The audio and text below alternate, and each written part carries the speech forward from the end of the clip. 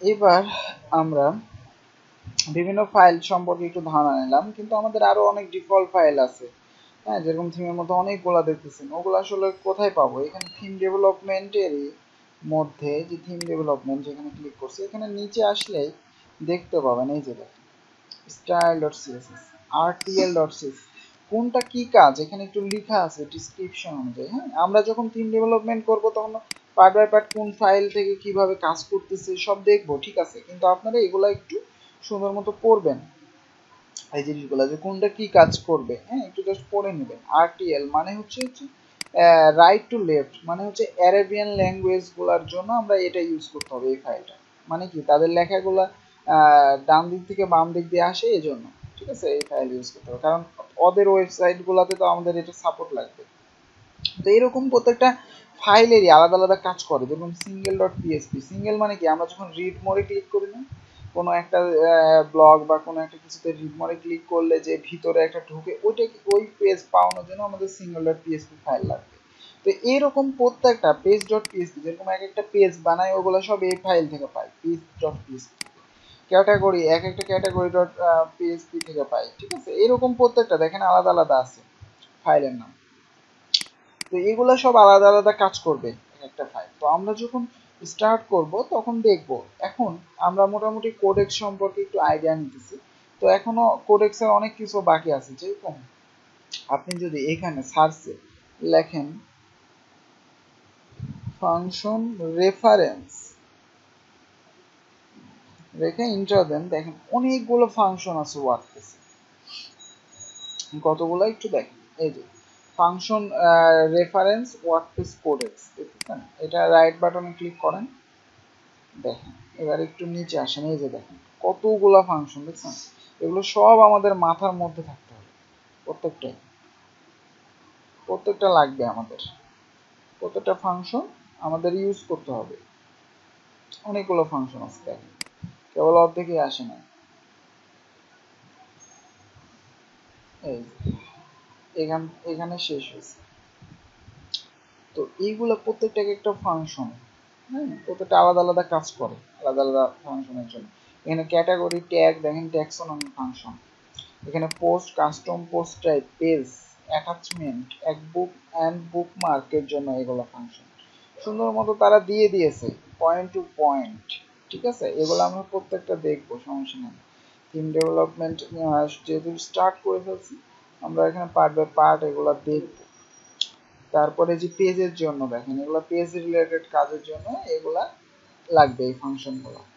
তো এইগুলাই আমাদের মেনলি মাথায় রাখতে হবে, কোনটা কি ফাংশন কিভাবে কাজ করতেছে, ঠিক আছে। একটু আইডিয়া দেওয়ার জন্য দেখাচ্ছি, এটি হচ্ছে কোডেক্স। হ্যাঁ, এগুলা একটু দেখবেন সব ঢুকে ঢুকে, প্রথমেই মানে থিম ডেভেলপমেন্ট শুরু করার আগে এগুলা দেখবেন। তো এই যে এতগুলা ফাংশন, হ্যাঁ, এগুলা মেনলি একটাতে ক্লিক করবেন, দেখবেন যে এটা ডকুমেন্টেশনটা আছে কিভাবে ইউজ করতে হবে না করতে হবে। তো আপনারা যত ভালো যে পিএসপি ডেভেলপই পারবেন, দেখেন প্রত্যেকটা পিএসপি রিলেটেড কাজ, বুঝতেছেন, তত ভালো এগুলা করতে পারবেন ওয়ার্ডপ্রেস। আর এগুলা প্রচুর স্টাডি করতে হবে এগুলা দেখে দেখে। যারা এমনি শুধু মানে টিউটোরিয়াল আসায় একটা মানে দেখালাম, ওই দেখে আপনি বসে থাকলেন, তখন কিন্তু আপনি বেশি দূরে যাইতে পারবেন। কিন্তু এরকম ডকুমেন্টেশন দেখে দেখে যখন আপনি প্রত্যেকটা করবেন, তখন কিন্তু অনেক কিছু করতে পারবেন এটা নিয়ে, ঠিক আছে। তো এই জন্য এগুলো নিয়ে স্টাডি করতে হবে অনেক। আর এই জন্য ভালো পিএসপি ডেভেলপই পারতে হবে অনেক কিছু। এগুলো দেখেন বিভিন্ন রকম, যেটাতে ঢুকবেন সেটাতে শুধু পিএসপি আর কিছু নাই। কিভাবে কাজ করছে দেখেন, পিএসপি। তো এগুলাই মেনলি হচ্ছে পিএসপি ডেভেলপি, যদি ভালো পারেন তো এগুলো সুন্দর মতো বুঝতে পারবেন যে কোনটা কিভাবে কাজ করতেছে, ঠিক আছে। পিএসপি ডেভেলপের জ্ঞান থাকা লাগবে ভালো মতো এগুলোর জন্য। আর এগুলাই জানা লাগবে, কারণ এগুলা দিয়েই কাজ হবে সব, যতগুলো ফাংশন আছে, বুঝতেছেন, অনেকগুলো। আচ্ছা, তো আমরা এখন মেনলি কাজ স্টার্ট করব। ওকে, মেন কাজ আমাদের স্টার্ট করব এখন। আচ্ছা, এবার আমরা শুরু করি, স্টার্ট করি, বিভিন্ন ফাংশনগুলোর কাজ কি কোনটা দেখবো। হ্যাঁ, তো এই জন্য আমরা হচ্ছে যে থিম ফাইলের মধ্যে যাই, যেটা, তো এর মধ্যে আমরা প্রথমত তিনটা বানাইছিলাম ফাইল, index.php, style.css আর screenshot.png। ঠিক আছে, কোনটা কিভাবে কাজ করতেছে সেটা বলছে। এবার আমরা যদি index.php-টা ওপেন করি, দেখি যে এর মধ্যে কিছু নাই, ফাঁকা আছে, ব্ল্যাঙ্ক, তাই না? তো এর মধ্যে সাপোজ আমি যদি HTML5 এর মার্কআপটা নিয়ে আসি, মানে এটা ইমেট দেওয়া আছে যার কারণে HTML5 লিখলে HTML5 এর মার্কআপটা চলে আসতেছে। ওকে, আচ্ছা, তো এইখানে মনে করেন আপনি একটা টাইটেল লিখবেন যে দিস ইজ এ টাইটেল। এখন এটা সেভ করলাম, সেভ করার পরে আমাদের সাইটটা যেহেতু অ্যাক্টিভ করা আছে, আমি যখন এটা রিলোড দিতেছি, দেখেন এই যে দিস ইজ এ, মানে এইখানে যে টাইটেলটা লিখছি দিস ইজ এ টাইটেল, এই কথাটাই কিন্তু এখানে শো করতেছে স্ট্যাটিক ভাবে। সাপোজ এইটা যদি আপনি না দিলাম, এবার যদি রিলোড দিই, দেখেন এখানে কি শো করতেছে, লোকাল হোস্ট, তাই না? কারণ আমাদের কোনো টাইটেলই তো নাই, এই জন্য আমাদের সার্ভারটা ওটা শো করতেছে। কিন্তু আমি যখন এর মধ্যে যে যে আমাদের HTML এর যে টাইটেল ট্যাগ ইউজ করছি, তখন আমাদের এই টাইটেলটাই কিন্তু এখানে চলে আসতেছে, তাই না? আচ্ছা, তারপরে মনে করেন আমি যদি এইখানে একটা h2 নিই, এখানে মনে করেন আমি লিখলাম দিস ইজ এ হেডিং, কি দিলাম, দিস ইজ এ হেডিং। আচ্ছা, এবার রিলোড দেন, দেখেন এই যে দিস ইজ এ হেডিং কথাটাই শো করতেছে। কোথায় শো করতেছে? আমাদের index.php ফাইল থেকে কিন্তু শো করতেছে, সব দেখতেছেন, আমাদের index.php ফাইল থেকে শো করতেছে এগুলা। আচ্ছা আচ্ছা, এবার আমরা একটু দেখাই ওয়ার্ডপ্রেস এর পাওয়ার। হ্যাঁ, যে ফাংশন গুলো আমরা দেখলাম অনেকগুলো, এবার আমরা ইউজ করব। মনে করেন এই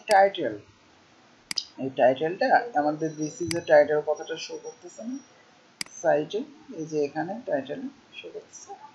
তো এই জায়গাতে আমরা এখন একটু ডাইনামিক করি। সাপোজ এখানে আপনি এখন একটা ফাংশনের নাম বসাবেন, পিএসপি শুরু করেন।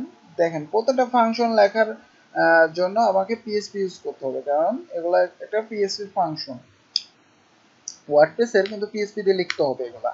ঠিক আছে, তো এখানে যদি আপনি লেখেন ব্লগ ইনফো, কি ব্লগ ইনফো, এর মধ্যে আপনি যদি লিখেন নেম, কি লিখেন, নেম, ঠিক আছে।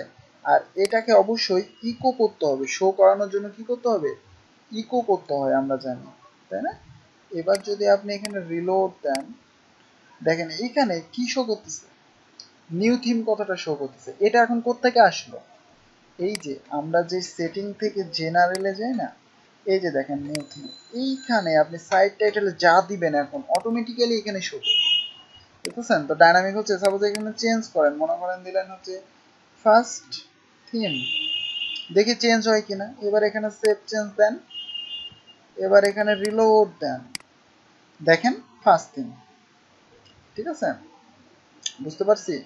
তো এগুলো আমি কেটে দিই, ফাংশন রেফারেন্স এগুলো কেটে দিই, দরকার নেই। ফার্স্ট থিম কতটা এখানে শো করতেছে, তাই না? আচ্ছা, তো এখানে নেমের জায়গায় যদি আমরা দিই টাইটেল, নেমের জায়গায় আমরা যদি দিই টাইটেল, এবার যদি একটু রিলোড দিই, দেখেন একই কথা শো করবে, ফার্স্ট থিম একই কথা শো করতেছে। তো আমরা এখানে যে কোনো একটা ইউজ করতে পারবো, হয় নেম না হলে টাইটেল। ঠিক আছে, এইটা যদি লিখি তাহলে অটোমেটিক্যালি আমাদের সাইটের ড্যাশবোর্ডের যে সেটিং থেকে জেনারেলে যে সাইট টাইটেল দেওয়ার অপশন আছে, এখান থেকেই সে ওখানে শো করাবে। ওকে, তার নিচে আছে দেখেন ট্যাগ লাইন। এখন এইটা শো করাইতে চাইলে আমরা কি কি লিখতে হবে, এইটা জাস্ট অ্যানাদার ওয়ার্ডপ্রেস সাইট তাই লেখা আছে না, এইটা শো করাতে চাইলে এখন আমাদের কি লিখতে হবে, তো এই যে ব্লগ ইনফোর এইখানে লিখবেন ডিসক্রিপশন, কি লিখবেন, ডিসক্রিপশন। ওকে, তো এবার এখানে রিলোড দেন, দেখেন জাস্ট অ্যানাদার ওয়ার্ডপ্রেস সাইট। ঠিক আছে, দেখেন জাস্ট অ্যানাদার ওয়ার্ডপ্রেস সাইট। তো এখানে বোঝা যাচ্ছে না, তো আমরা এক কাজ করি, এই যে এই জায়গায় মনে করেন টাইটেলটা শো করাবো, তো এখানে লেখেন পিএসপি ইকো ব্লগ ইনফো, কি লিখতে পারি এর মধ্যে, নেম বা টাইটেল, রাইট? তাহলে আমাদের টাইটেলটা শো করবে। সাপোজ এই লাইনটাই আমি কপি করলাম, জাস্ট এই জায়গায় আমরা লিখবো এবার ডিসক্রিপশন, তাহলে কি শো করবে, ট্যাগ লাইনটা শো করবে। ওকে, এবার দেখেন এই যে এখানে H2 এর মধ্যে শো করবে। দেখেন first thing just another WordPress site. আপনি যদি এখান থেকে এখন চেঞ্জ করেন, মনে করেন যে this is our first theme, এই কথাটা লিখলেন, চেঞ্জ করে দিলাম, সেভ দেন, এবার রিলোড দেন, চেঞ্জ হচ্ছে, দেখতেছেন? এটা এখানেও দেওয়া আছে জন্য এখানেও চেঞ্জ হচ্ছে, এখানেও চেঞ্জ হচ্ছে। তো বুঝতে পারছি কিভাবে ডাইনামিক করতে হবে, এগুলা ডাইনামিক হয়ে যাচ্ছে অলরেডি, হ্যাঁ, এখান থেকে। ঠিক আছে, দেখেন সুন্দর করে ফাংশনগুলোর নাম মনে রাখতে হবে, কোনটা দিয়ে কি কাজ করতেছে এটাই মনে রাখতে হবে। আচ্ছা, তো আমরা এখানে একটা জিনিস করছি, এখানে আমরা ইকো করছি না, তো এই যে ব্লগ ইনফো ফাংশনটা আগে একবার ইকো করা থাকে, ঠিক আছে? তো আমরা জানি যে যদি কোনো একটা ফাংশন যদি রিটার্ন করা থাকে তখন আমরা ইকো করতে পারি, কিন্তু এই ফাংশনটা কি আছে, ইকো করাই আছে, এই জন্য জাস্ট আপনি এখানে ইকো না করলেও সেটা আপনাকে দেখাবে, কারণ অলরেডি ইকো করা আছে, ফাংশন যেখানে বানানো আছে এটা ওর মধ্যে এটা ইকো করাই আছে। তো ইকো আর রিটার্নের মধ্যে পার্থক্য আমরা বুঝি যদি আমরা পিএইচপি পারি, তো ইকো আর রিটার্ন কি জিনিস এই জিনিসটা আমরা বুঝতে পারি, ঠিক আছে? এই জন্যই আমি বলছি যে আপনাদের পিএইচপি সম্পর্কে একবারে ডিপ ধারণা লাগবে, ওয়ার্ডপ্রেসে ভালো করতে হবে। তো এই জায়গায় এবার আবার রিলোড দেন, দেখেন তাও শো করতেছে, বুঝতেছেন?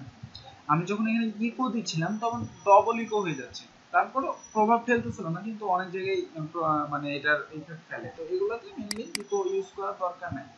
আচ্ছা, তো আমি এখন আরো কিছু ফাংশন দেখাই, যেরকম হচ্ছে পি নিলাম একটা, এই জায়গায় এবার যদি আমি পিএইচপি শুরু করি শেষ করি, এবার যদি এখানে লিখি আমি ব্লগ ইনফো, ঠিক আছে, ব্লগ ইনফো। আচ্ছা, এখানে পিএইচপিটা হচ্ছে ইয়ে হয়ে গেছে, এখানে পিএইচপিটা দিয়ে দিই, পিটা ছিল স্ল্যাশ। আচ্ছা, তো এর মধ্যে এবার যদি আমি দিই যে style sheet, style sheet directory underscore directory, আমরা যদি এটা লিখি স্টাইল শিট ডিরেক্টরি, ঠিক আছে? এবার যদি আপনি রিলোড দেন, এইখানে দেখেন কি শো করতেছে, ফার্স্ট থিং শো করতেছে।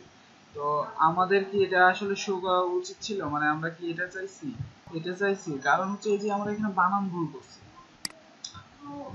সি দেন ডিরেক্টরি, ঠিক আছে? বানান ভুল করলে এই প্রবলেম। এই যে দেখেন আমরা মেনলি যে কোন ডিরেক্টরির মধ্যে আছি, দেখেন লোকাল হোস্ট এক্সট্রা এর মধ্যে আছে না, এই যে দেখেন লোকাল হোস্ট এক্সট্রা, তারপরে কি নিউ থিম, তারপর পরে কি ডাব্লিউপি কন্টেন্ট থিম, তারপর নিউ থিম, মানে হচ্ছে আমরা যে থিমের ডিরেক্টরি যে থিমটা আছে সে পুরো ডিরেক্টরিটা সে দিয়ে দিচ্ছে, হ্যাঁ, মানে এই যে এতটুকুন হচ্ছে, এই যে এতটুকুন, তারপরে এই যে ডাব্লিউপি কন্টেন্ট মানে এই যে থিমের মধ্যে আমি ঢুকতে যাচ্ছি, তারপর থিম, তারপর এই নামের একটা ফোল্ডার করছিলাম না নতুন শেখানোর জন্য, নিউ থিম নামে ফোল্ডার, ওর মধ্যে আছি, ওটাই সে দেখাচ্ছে এটা লিখলে, ঠিক আছে? এটা লিখলে এটাই সে দেখাচ্ছে, মানে স্টাইল শিট ডিরেক্টরি, মানে আমি এখন কোন ডিরেক্টরির মধ্যে কাজ করতেছি, মানে এই যে এই ফাইলটা কোন ডিরেক্টরির মধ্যে আছে সেটাই দেখাচ্ছে। এই যে এখানে নিচে মাউসটা দেখেন, নিচে কিন্তু একটা লিংক দেখাচ্ছে, দেখতেছেন?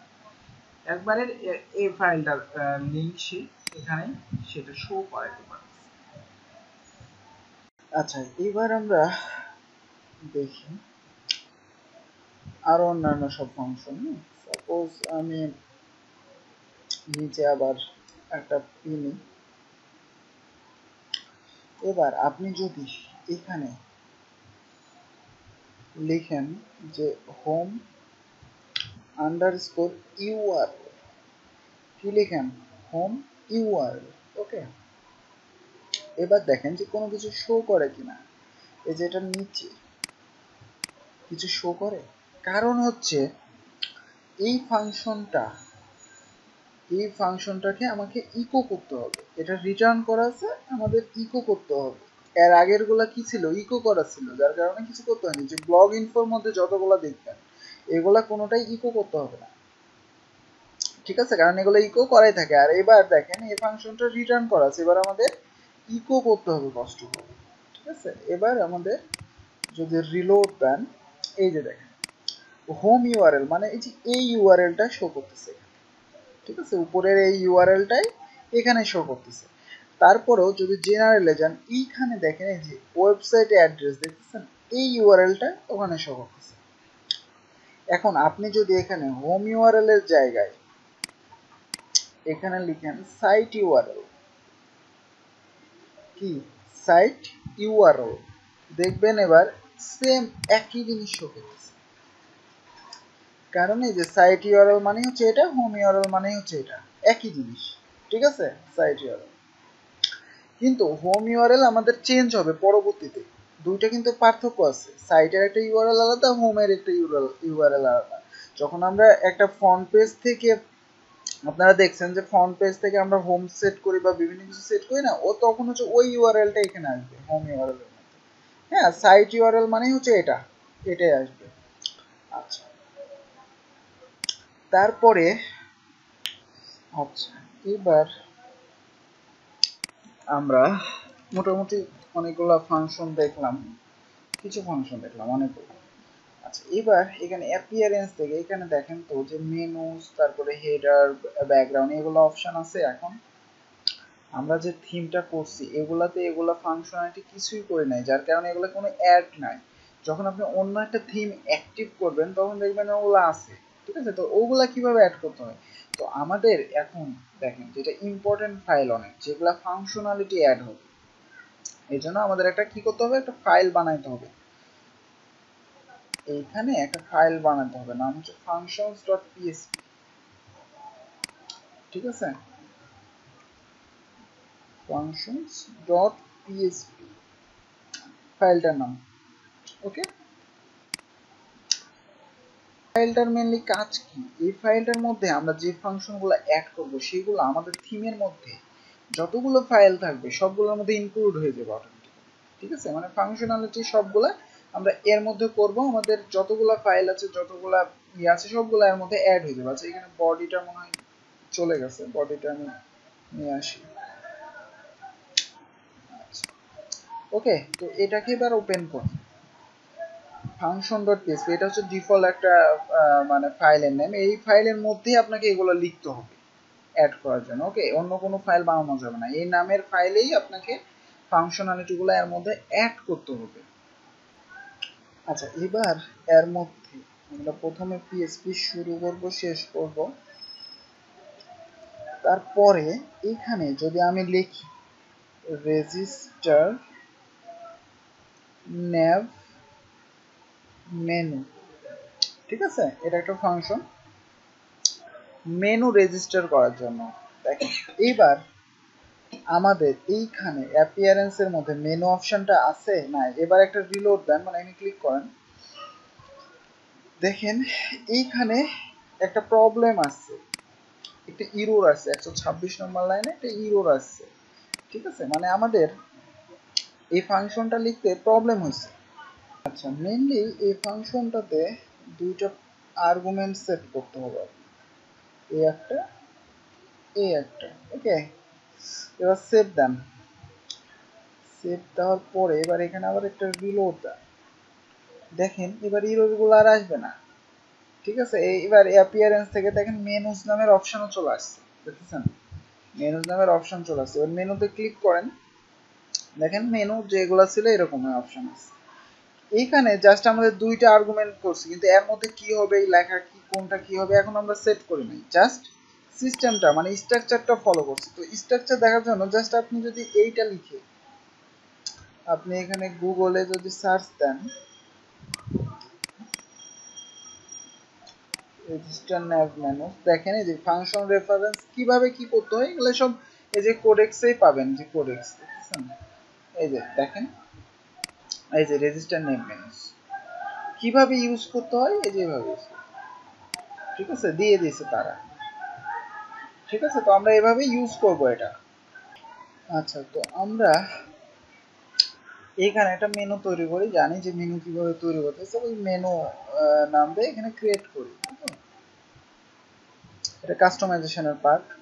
আচ্ছা, তৈরি হয়ে গেছে। এবার এখানে দেখেন যে ডিসপ্লে লোকেশন, ঠিক আছে, এখানে কিছু নাই। ইভেন এখানে আমরা যদি সেভ করি, মানে মেনুটা আমি কোথায় সেট করতে চাচ্ছি এটা তোমাকে বলতে হবে।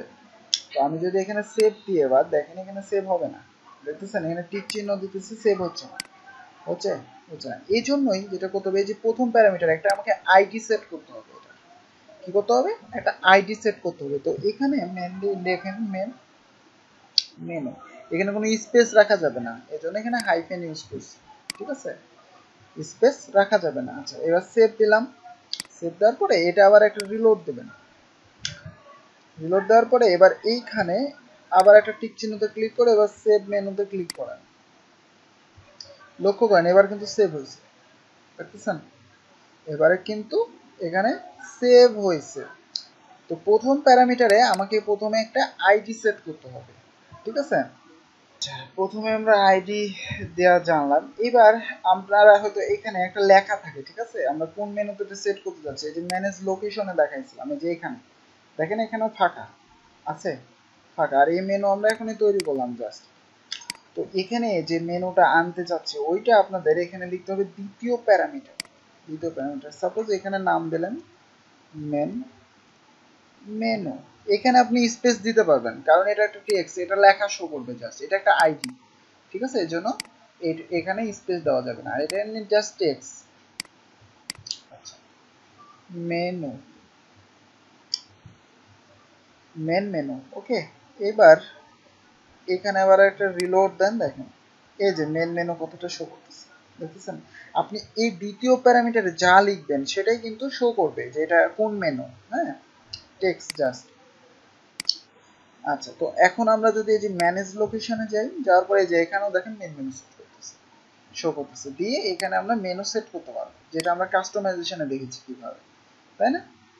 সেম হবে, এখানে সেভ করতে পারবো, সেভও হয়েছে, দেখতেছেন। তো কিভাবে বানাই মেনু এগুলা আমরা এই যে এটার মাধ্যমে বানাইতে পারবো, রেজিস্টার নেভ মেনু মানে, ওকে। আচ্ছা, এবার আমরা এটা ব্যাক ইন্টের জন্য করলাম মেনু বানালাম। এখন আমি ফ্রন্ট ইন্ডে শো করাইতে চাচ্ছি, মানে হচ্ছে আমাদের এই যে সাইটটা যেটা নিচে মনে করেন মেনুটা আসবে ডায়নামিক্যালি, ঠিক আছে। তো এটার জন্য কি করতে পারি, তো আমরা ইন্ডেক্স ডট পিএসপি তে সাপোজ এগুলো থাকলো, সমস্যা নেই, নিচে পিএসপি শুরু করলাম, শেষ করলাম। এখানে মেনুগুলো শো করানোর জন্য যে ফাংশনটা ইউজ করতে হয় সেটার নাম হচ্ছে ডাব্লিউপি nav মেনু। এখন আপনারা বলেন যে রেজিস্টার করার সময় আমরা কি লিখছিলাম, একই সিস্টেম দেখেন, জাস্ট আমরা রেজিস্টার করার জন্য কি লিখছিলাম, রেজিস্টার নেম মেনু, আর শো করানোর জন্য কি লিখবো, ডাব্লিউপি নেম মেনু, ঠিক আছে। মনে রাখতে হবে একটু, এগুলা মনে রাখতে হবে একটু। এবার যদি আপনি রিলোড দেন, দেখেন হোম স্যাম্পল পেজ, দুইটা আমাদের পেজ আছে, মেনু আছে, দুইটা শো করতেছে কোথায়, এই যে দেখেন হোম স্যাম্পল পেজ, জানি তো এগুলা, তাই না। আমরা টানাটানি করেও যদি এটা সেভ করি, এবার উপরে কি চলে আসবে, স্যাম্পল পেজ, জানি না, এগুলো কাস্টমাইজেশনে দেখছি, দেখেন ডায়নামিক্যালি কিন্তু চলে আসতেছে, তাই না। এখন যেটা প্রবলেম সেটা হচ্ছে সাপোজ আমাদের ওয়েবসাইটে আরো যদি অনেক মেনু থাকে, মানে এটা জাস্ট একটা মেনু, কিন্তু আমাদের সাপোজ মনে করেন আর একটা মেনু থাকলো যেটার নাম সাপোজ আইডি দিলেন হচ্ছে অন্য একটা ফুটার মেনু, এখানেও সাপোজ লোকেশনে একটা লিখে দিলেন যে ফুটার মেনু, ওকে। দুইটা মেনু রেজিস্টার হয়ে গেল না। এবার এবার যখন আমি এখানে যাব, এখানে ডিসপ্লে লোকেশন দুইটা শো করবে, এই যে মেন মেনু, ফুটার মেনু, দেখতেছেন দুইটা চলে আসছে। মানে এবার আমরা এই যে মেনু নামের একটা বানাইছিলাম, এটা মেন মেনুতে সেট করছি। এবার ফুটার মেনুর জন্য আমাদের আরেকটা মেনু এখান থেকে বানাইতে হবে। তো মনে করেন এখানে লিখলাম বানাবো ফুটার মেনু, ওকে, একটু ডিফারেন্স ওয়েতে লিখলাম বোঝানোর জন্য আপনাদের, ক্রিয়েট করে ফেললাম। এবার এখানে কিছু পেজ মনে করেন শুধু স্যাম্পল পেজ আছে, এটাকে অ্যাড করব ফুটার মেনুতে, ওকে। তো এখানে যে ডিসপ্লে লোকেশন, এবার এটাতে টিক চিহ্ন দিয়ে আমরা সেভ করব। এটা মানেই হচ্ছে যে এখানে ম্যানেজ লোকেশনে যান, দেখেন এই যে ফুটার মেনুতে এটা সেট হয়ে গেছে অটোমেটিক্যালি। মানে আপনি এখানে এসেও সেট করতে পারবেন। দেখেন দুইটা মেনু, দুইটা কি কি ইউজ করতে মানে সেট করতে পারবেন। উপরেরটাতে মেনু সেট করছি, নিচেরটাতে বানাবো ফুটার মেনু। ওকে, তো সেভ করলাম। এখানে যেটা করবেন ওখানে হয়ে যাবে। তো এবার আমরা যদি সাইটটাতে রিলোড দিই, এবার দেখেন তো কি শো করে। দেখেন পরেরটা শো করতেছে ফুটার মেনু। তো এটা কি আসলে হওয়া ঠিক? মানে আমাদের দুইটাই লাগবে, একটা হেডারে মনে করেন একটা ফুটারে, দুইটা লাগবে না? দুইটা মেনুই আমি শো করাইতে যাচ্ছি। একটাতে আছে দুইটা পেজ, একটা স্যাম্পল পেজ, একটা হোম ডিফল্ট, আর একটাতে শুধু স্যাম্পল পেজ ফুটারটাতে। তো দুইটাই তো আমাদের শো করাইতে হবে, যে কোনো একটা শো করতেছে এখন। কিসের কারণে? কারণ আমি এখানে কি লিখছি, ডাব্লুপি ন্যাব মেনু, তাই না? আচ্ছা, তো ডবল আমি কিভাবে, আচ্ছা এবার ফন্ট ইন্ডে শো করানোর জন্য আমরা কি করতে পারি? এখানে দেখেন দুইটা আলাদা আলাদা আইডি না? আমরা সাধারণ চিন্তা ভাবনা করতে পারি যে আইডি মনে হয় এর মধ্যে দিয়ে দিলেই হবে, তাই তো?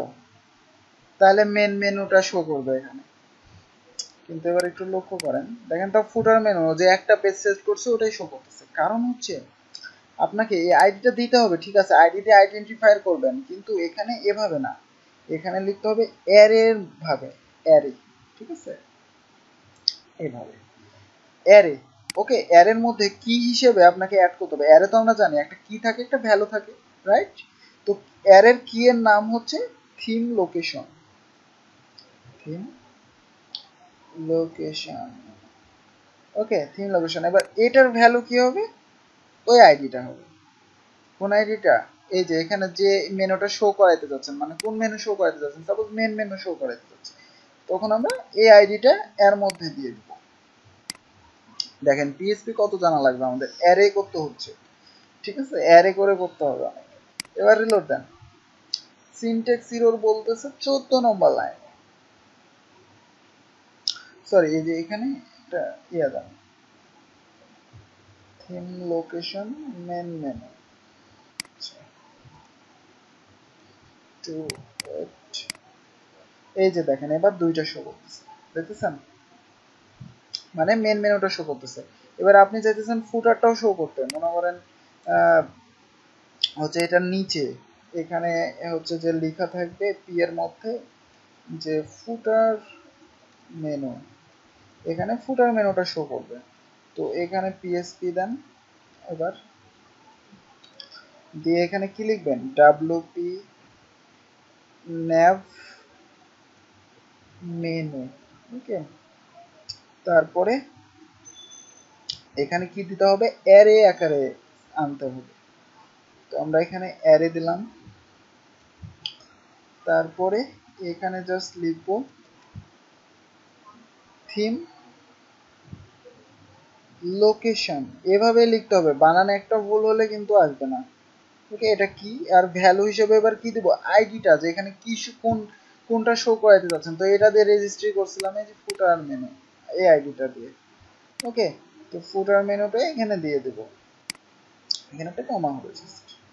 ওকে, এবার দেখেন যে ফুটার মেনু কথাটা শো করতেছে এইখানে, এই যে ফুটার মেনুগুলা চলে আসবে। এই যে ফুটার মেনু দেখেন, সিম্পল পেজ, দেখতেছেন? ফুটার মেনু সিম্পল পেজ, এটা হচ্ছে কি মেন মেনু। তো আমরা এটাকে আরেকটু সুন্দর করি, সাপোজ এই যে পিটা লিখছি, এই পিটা এখানেও দিয়ে দেন, তাহলে ভালো মতো পার্থক্য বুঝতে পারবেন। আচ্ছা, আর এই পিটাকে বাইরে ক্লোজ করেন। তো এখানে লেখেন হচ্ছে main menu.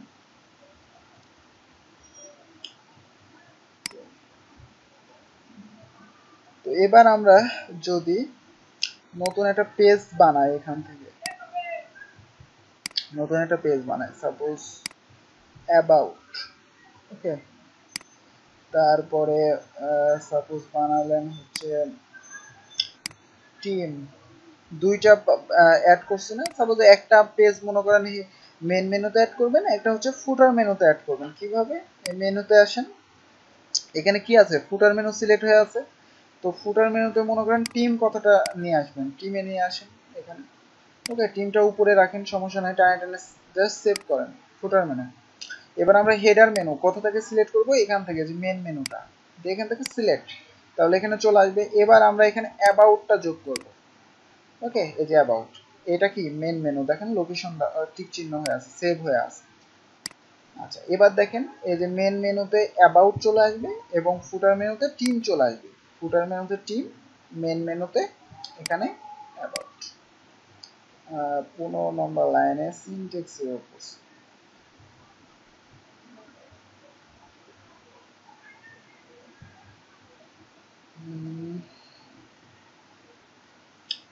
Theme location PSP developing add menu main menu কি প্রবলেম?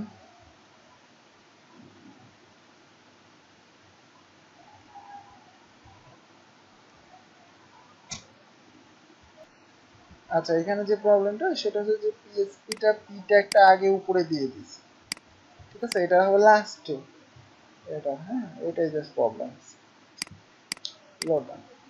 দেখেন এই যে মেন মেনুতে কি হয়েছে, অ্যাবাউট যোগ হয়েছে, ফুটার মেনুতে কি হয়েছে, টিম যোগ হয়েছে। তো আমরা এভাবে আলাদা করতে পারতেছি এবং ডাইনামিক্যালি শো করতে পারতেছি। কিসের মাধ্যমে একটু ভালো করে এগুলো দেখে নেবেন। ওকে, শো করাচ্ছে কিভাবে এবং হচ্ছে আমরা রেজিস্টার করছি কিভাবে, মেনু বানাইছি কিভাবে বানাতে হবে। ওকে।